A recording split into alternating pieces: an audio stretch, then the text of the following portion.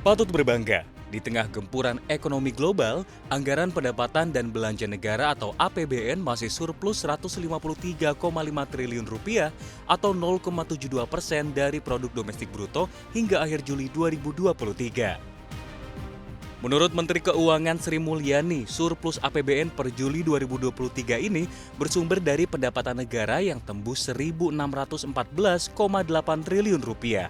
Pendapatan tercatat tumbuh 4,1% secara tahunan dan menyentuh 65,6% dari target APBN 2023.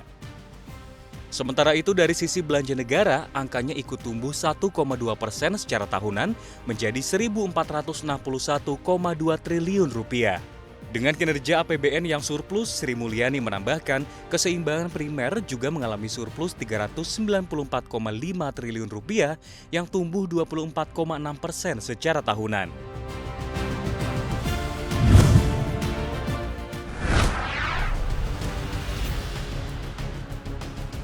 Disentil IMF terkait larangan ekspor biji nikel dan tidak memperluas pada komoditas mineral mentah lainnya. Menko Kemaritiman dan Investasi Luhut Binsar Panjaitan langsung bertindak menemui Direktur Pelaksana Dana Moneter Internasional IMF Kristalina Georgieva. Hasilnya, IMF memahami maksud Indonesia terkait larangan tersebut. Menko Luhut memang belum merilis pertemuan tersebut.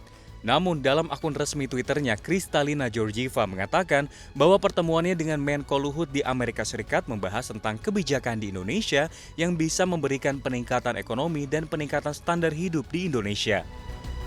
Georgieva juga mengatakan bahwa pertemuan tersebut juga mempelajari soal rencana Indonesia dalam meningkatkan nilai tambah dan lapangan pekerjaan dengan pembangunan yang ambisius.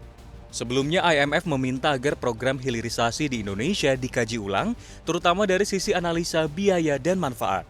Menurut IMF, kebijakan hilirisasi merugikan Indonesia.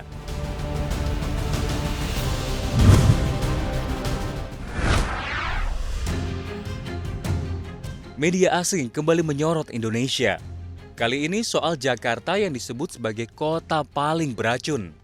Jakarta secara konsisten menduduki puncak dari 10 kota paling berpolusi sejak Mei. Dirjen Pengendalian Pencemaran dan Kerusakan Lingkungan Kementerian Lingkungan Hidup dan Kehutanan Sigit Reliantoro menyatakan, polusi udara Jakarta yang memburuk akhir-akhir ini merupakan siklus tahunan yang terjadi antara Juni hingga Agustus karena adanya pengaruh udara dari timur Indonesia yang kering.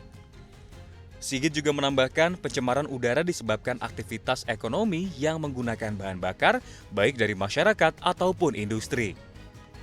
Sigit pun menambahkan kebijakan work from home dapat menjadi solusi mengatasi masalah kualitas di DKI Jakarta dan sekitarnya.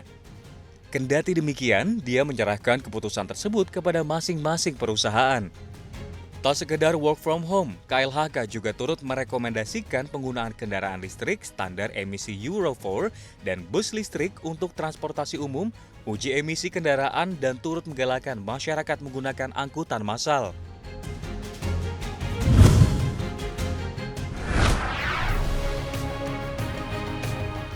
Inflasi Amerika Serikat bulan Juli kembali naik setelah 12 bulan sebelumnya turun secara berturut-turut. Biro Statistik Ketenagakerjaan Amerika Serikat mencatat inflasi bulan Juli mencapai 3,2%, lebih tinggi dari bulan Juni 3%. Meski naik, inflasi bulan Juli ini lebih rendah dari perkiraan ekonom 3,3%. Secara bulanan, inflasi bulan Juli mencapai 0,2%. Berdasarkan data Biro Statistik Amerika Serikat, inflasi disebabkan oleh kenaikan harga sewa rumah yang tinggi.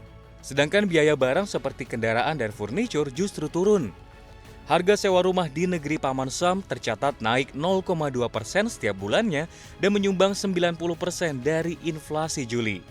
Sementara itu, inflasi Amerika Serikat tercatat naik 4,7% year on year, jauh di atas target The Fed 2%.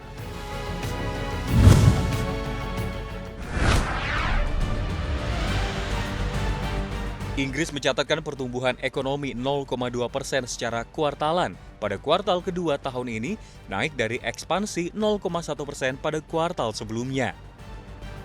Berdasarkan data pendahuluan yang dirilis Kantor Statistik Nasional, realisasi tersebut lebih tinggi dari konsensus para ekonom yang memproyeksikan ekonomi Inggris stagnan 0%. Sektor jasa tercatat tumbuh 0,1%, ditopang oleh informasi dan komunikasi, jasa makanan dan akomodasi, kesehatan, dan kegiatan sosial. Sementara itu, sektor produksi tumbuh 0,7%, di mana manufaktur tumbuh hingga 1,6%.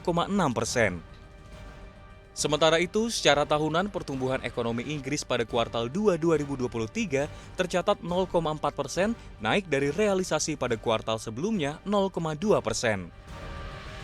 Kendati realisasi tersebut sedikit menjauhkan Inggris dari resesi, angka itu masih mengkonfirmasikan kinerja yang relatif buruk sejak awal pandemi COVID-19.